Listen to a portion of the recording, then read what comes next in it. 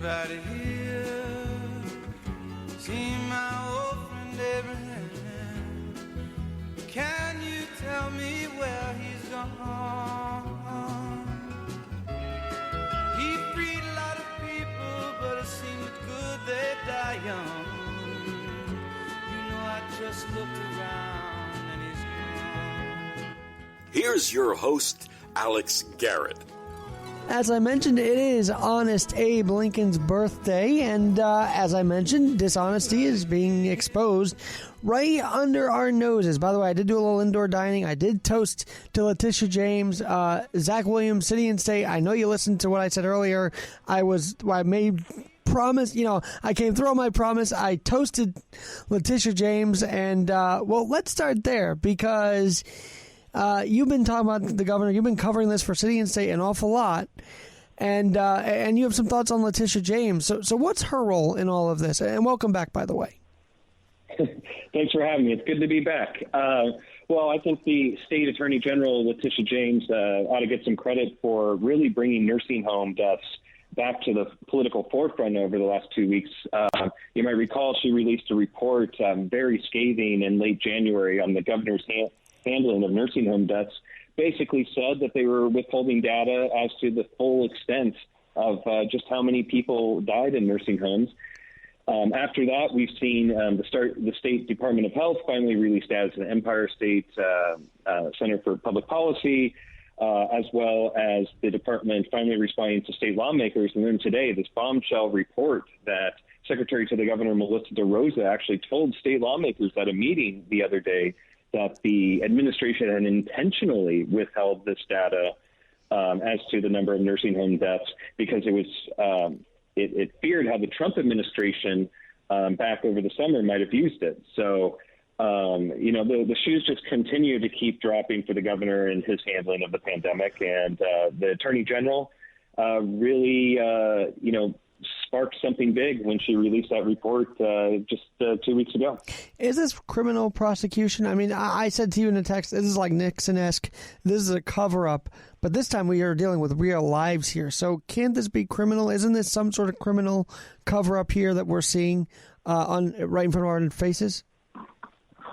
Well, the State Senate Minority Leader Robert Ort was asked just this question at a press conference earlier today with us reporters, and he noted that he, like me, was not a lawyer, but that withholding data from the federal government during an investigation would seemingly beg the question of whether justice has been obstructed. You might recall this is one of the same exact charges that President Trump faced a million years ago when he was facing his first impeachment trial in early 2020. And so that really seems like potentially the biggest source of legal liability for the Cuomo administration. There was a federal investigation beginning of nursing homes. The Department of Justice had asked for documents from the Cuomo administration, and it seems like they had not been especially forthcoming about just how easily they could hand over that information. But we're just going to have to wait and see. State lawmakers are promising more hearings, so there could be additional revelations that might suggest that other areas of potential criminal wrongdoing might be explored. Well, one question I've been really eager to ask you all day long, because you've been at these press conferences. That's kind of where we started our conversations. You were at these press conferences early on. And he was pushed about this whole directive to begin with, wasn't he? Almost every week, like, what are you doing with the nursing homes? And what was his general body language, his general responses when these reporters would ask him about this very issue? Well, the governor has always been very defensive about his handling of the pandemic, and that includes questions about nursing homes that began pretty early on back in April and May. The State Department of Health issued a directive on March 24th, I believe, that basically required nursing homes to accept COVID-19 patients as they got discharged from hospitals. The governor, for months and months, had said that doesn't mean that they were actually forced to. He would kind of twist himself into rhetorical contortions to try to make that directive make sense. And, as time and time went by, their actions kind of spoke harder than their words. They eventually rescinded that directive. Eventually, he just said that any criticism of his handling of nursing homes was part of some sort of partisan attack. Us who follow him every day know better. We've seen Democratic lawmakers as well as Republicans, raise questions about his handling of nursing homes for months and months and months, all the way back to the spring. But I think, the recent coverage, the Attorney General report, these, bombshell revelations of thousands and thousands of additional deaths in nursing homes than the administration previously admitted, are going to get a lot more of the political folk noticing what the governor's been up to. He really skyrocketed in popularity early on. Remember President Cuomo was trending on Twitter. I'll be really interested to see how the next round of polling goes for the governor. His numbers have fallen down significantly from the sky high numbers he had earlier in the pandemic, but Zach, how does this not kill his 2024 chances, though? Because I feel like they were percolating on the, below the surface and on the surface even. Well, you got to keep in mind, the 2022 election is still a long ways away. We are seeing Republicans like Representative Tom Reed and Elise Stefanik start to kind of present themselves as potential candidates, but we still got a long ways to go. Keep in mind, the governor's already got $15-16 million, and he's got huge, leverage over state lawmakers, over labor unions, over everybody. This is a guy who's been in office for 3 terms. He's weathered more than a few problems. You might remember the Moreland Commission from years ago, basically an ethics panel that he convened I call that the less than commission, actually. Yeah, and then once it came too close to him and some of his associates, he disbanded the commission, said it was his to convene and to disband. And some that was really interesting, in late 2018 was this scandal with the Joint Commission on Public Ethics. That's a state body that investigates ethical wrongdoing. Cuomo reportedly was basically caught calling Speaker Carl Hastie to tell one of his appointees to that board to go easy on his former aide, Joe Percoco, who you might recall was implicated in the Buffalo Billion scandal from years ago. That was basically a bid rigging scandal for an economic development project in Western New York. So long story short, this guy's been through more than a few challenges over his political career. But to answer your question, there's nothing good about being associated with the deaths of elderly people, especially when you're a governor interested in getting reelected next year. Zach, this is what the point I wanted to make as you were going through those things. Those were kind of boring topics for people in New York State. They didn't have time to deal with all that. Now you're talking about real lives, and I think that's a game changer right here, where the corruption was under our noses, but now this is real lives. This is real families. I mean, Joe Biden said there's nobody at the table. There's very few people at the table this year. And I think, unfortunately, I have to say, Cuomo's administration is responsible for that, too. And people are noticing now. Yeah, I think a really good comparison is the 2 impeachment trials of Donald Trump. I bet plenty of your listeners just now were like, what the hell is this guy, Zach, talking about? J. Cope, big rigging, Moreland Commission. People got to read a lot, about state politics and know about those things, but people get nursing home deaths. And I think that's something that a similar dynamic played out with President Trump. People got that the Capitol insurrection was, beyond the norms of acceptable civil discourse, to put it in nice diplomatic terms. But, last year with the whole Ukraine affair and everything, that was just very complicated. A lot of people just couldn't keep up, but people get the, nursing home deaths and they get, insurrection. So, I think we're a long ways away from the state legislature seriously contemplating impeachment of the governor. But this scandal is not going away because people don't have to, struggle much to understand just how bad this might be. Zach, it's interesting you compare even the 2 of them, because if you remember, what was the same rhetoric both of them said, and people didn't really pick up on this, but Trump would say we have the least deaths of everybody. And then Cuomo would say we'd have the least deaths in the country. And it's just like they're both saying the same thing. It just and they're criticizing each other, but they're the same, cut from the same cloth, it felt like a little bit. Well, we got to be careful not to implicate all native Queens boys in this, but they do exhibit similar tendencies in a lot of ways. I think it's important not to draw false equivalency with the former president's immense ability to lie about things. Whether you love him or hate him, you always know he had serious issues with the truth at times, prone to exaggeration. But Cuomo has had some of those same problems as well. He likes to present himself as a great success, that he's always winning, and he's very, very defensive of criticism. Now, Trump might show himself in different ways, with his tweeting over the years and everything else.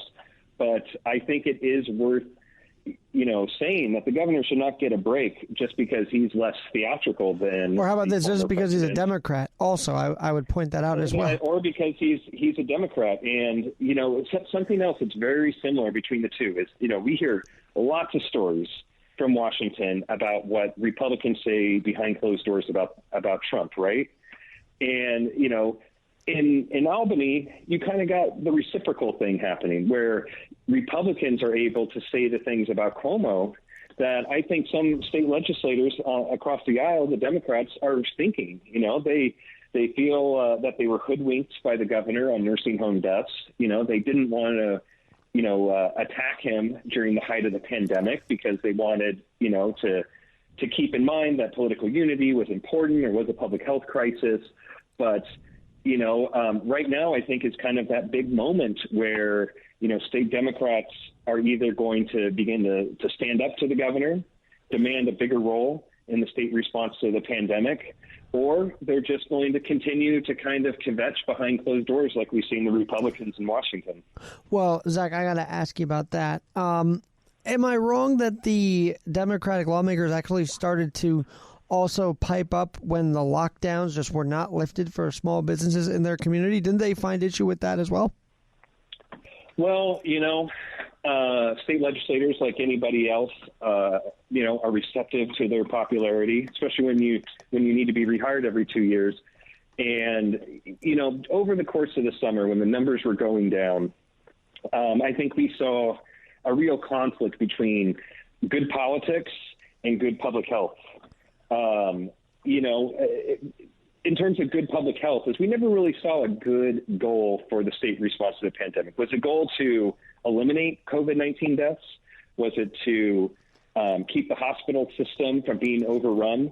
Was it to keep it at a minimal level of deaths while allowing the economy to more or less reopen? We never really had a definitive definition of what the target was. And that kind of led to a lot of conflict, where state legislators had to start responding to constituents who say, we want to reopen our restaurants, we want to reopen our businesses. The state has not said why we can't. And then kind of the Cuomo administration, which kind of has all the power in this per the emergency powers that the state legislature overwhelmingly approved last year. And, it's the governor. They're going to be defensive, if and that just draws all the productive conversations to behind the scenes. It could be really hard to know what was going on, but I think one thing that we know for sure is that state lawmakers were getting more and more nervous as the months went by with, the continued public health rules that the governor was was dictating, if you will.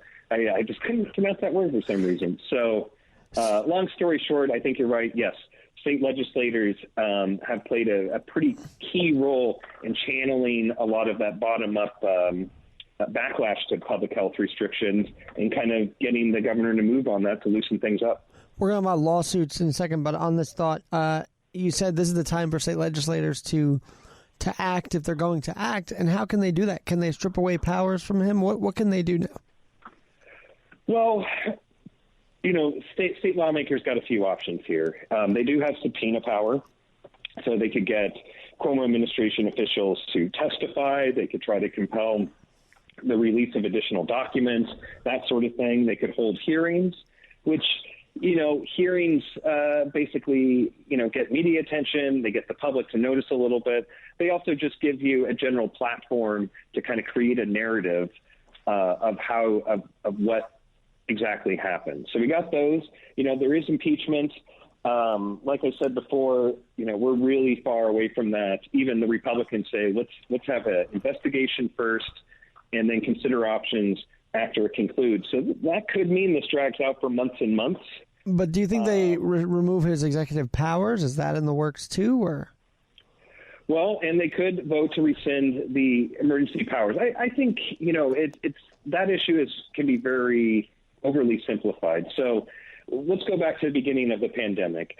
We have our first confirmed case of COVID-19 on March 1st. On March 2nd or March 3rd, I'm trying to remember exactly, the state legislature approves a bill that gives $40 million to fund the state response to the pandemic, and also gives the governor the power to unilaterally suspend state laws and do other things beyond the normal emergency powers he might have. And those were scheduled to expire this April. So there's only 2 months left. So, they could convene tomorrow, the state legislature, and repeal those powers. But you've got to keep in mind, they've had the power all along via a little provision in that bill they approved to overrule any of the executive orders the governor issues during the pandemic by a simple majority vote that's not subject to a gubernatorial veto. I just feel like they were at home. I just feel like they were at home most of last year and let Cuomo run the ship. Is that about right? Well, that brings in another thing. You repeal the emergency powers, then you got to step up and take some of the responsibility, right? Do state lawmakers want to quibble in public about the percentage capacity of indoor dining? That can be not only tricky to work out among, the 43 Democrats in the state Senate or the 105 Democrats in the state assembly. It's also slow, and it's also just not politically popular. It's always easy to criticize when you're on the outside. It's much harder to take responsibility when you have all the power. But as we're seeing with the governor, there's a big downside to having all the power too, because when the shit hits the fan, everyone's going to blame you. And it was Cuomo himself who said, if anyone has criticism, they should blame him. He famously said that right at the beginning of the pandemic. And here we go. Zach, the legal aspect of this, there's legal challenges to all these dining restrictions. I mean, New York City's Hospitality Alliance also did it. But I want to talk about the nursing home. Can't families, do you see them starting to sue him for this negligence, for this cover-up? Can there be some lawsuits coming his way? Ooh, I haven't heard anybody talk specifically about anyone prospectively suing the governor. The big issue with legal liability in this has actually been on nursing homes, because there was a provision in the state budget that passed last year that actually gave legal liability to nursing homes. Nobody really knew about it. The state budget, it's thousands of pages. It's printed and people have to pass it within hours in the middle of the night. And state lawmakers did not know exactly what they were doing when they voted on that. And they later actually had to vote over the summer to roll it back a little bit. But, a lot of these nursing homes, have been shielded a lot more than they would have had the state lawmakers not passed that budget last year. And efforts are underway to loosen up the liability protections for nursing homes. But I'm not quite sure how it would work retroactively. I also know that nursing homes, they were being fined $2,000 or something. Is that what's going on too? I think in terms of people want to hold the nursing homes responsible, we're only at the end of the beginning, because it's only this week with the release of this data per court order that from the Department of Health that we really even know where and when people died in nursing homes or died in hospitals after leaving a nursing home. So, it's really hard to know exactly who is going to end up as a big loser for a problem we're only beginning to grasp. Zach, you and I were hopeful and I'm sure you were, when the USNS Hope came in, when they made all those beds at Jacob Javits. And it's just like, why weren't they being used? It's the biggest mystery of all to me that they had all these opportunities and Cuomo just decided to send them back to the nursing home. That would be the mystery to me. Well, Dr. Mary Bassett, the former commissioner of the New York City Department of Health, who's now at Harvard, said something really interesting the other day to The Guardian, of all places, following there was a release of a report that really threw a lot of blame on President Trump for failing to create a national strategy early on against the pandemic. And she pointed out, Dr. Mary Bassett, the ex-DOH commissioner here in the city, pointed out that there was a big societal failure, too. And I think what she was getting at is that, we as individual Americans were complacent. I'll admit it, back in February, I wasn't thinking COVID-19, but sure. In retrospect, we saw the problem was there. And, and the same could be said about political leaders here in the city and the state, Mayor de Blasio, Governor Cuomo. I think it is important to remember that, when the shit was hitting the fan, people were willing to give Cuomo a chance. He did pretty well. But now a lot of people say, if he would have just only been more willing to admit mistakes, the nursing homes, and a few other or things. Or give businesses a leeway, too. That was the other doubt. And give businesses a leeway as well, which is leading to my next point. The lawsuits that you covered in Erie County and elsewhere were successful. And so were New York City lawsuits to an extent, but I don't think we saw as many lawsuits from down here as we did out there. And that's kind of surprising. I thought more New York City entities would sue him. I just didn't see that. Did you? Well, there was a lot of lawsuits in this pandemic. So many, it's hard to keep track. The mask lawsuits, indoor dining, so many things. I think, all in all, there were a few key issues that the courts had to decide. There's more than a century of jurisprudence that gives governments the right to mandate certain public health measures, like vaccines, for instance, for the greater good. But some of this ran afoul of First Amendment protections. We saw, synagogues, the Catholic Church, and others sue the state because they said, if people can gather for political protests, for instance, why are there restrictions on, indoor worship? And eventually the courts, all the way up to the Supreme Court, kind of agreed with that logic that religious organizations and religious gatherings have been restricted in a way that didn't apply to other types of gatherings. That's against 14th Amendment, Equal Protection Clause. Yep. Can't do it. Yep. And we have these First Amendment issues. I think with indoor dining, a similar thing was at play because, in Erie County and Monroe County, where Rochester is, I believe, the issue in one recent lawsuit over indoor dining was, again, like why, a matter of equal protection, why can't we do X if other people can do X as well? And, there was an injunction, issued against these state restrictions. And I think the recent actions of the governor show that, they could sense that, keeping indoor dining closed here in the city was not just a political loser, but might, end up going the other way in the courts. And nobody wants to lose in the courts because then it brings into question your own power. So, but I think, in terms of the legal issues, First Amendment issues were big in the pandemic. And then these matters of equal protection. Is this fair because other people can do this? Can I do that? In some cases, the courts agreed with the state government because, they said maybe going to a movie theater, this is hypothetical, but going to a movie theater is arguably more dangerous than going to a baseball game.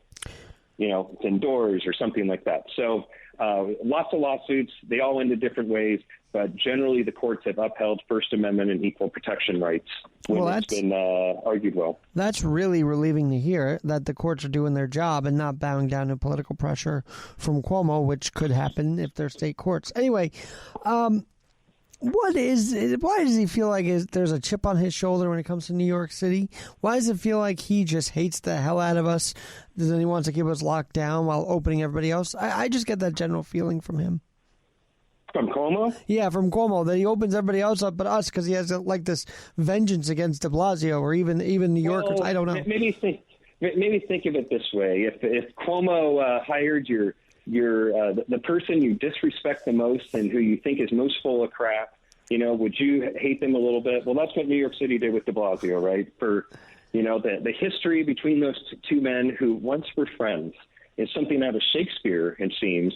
But New York City is never gonna do well, at least as far as dealings with Cuomo go, while de Blasio is in office, because we've just seen time and time again how there's just something about the mayor that gets under the governor's skin so much that he just loves to put him in his place.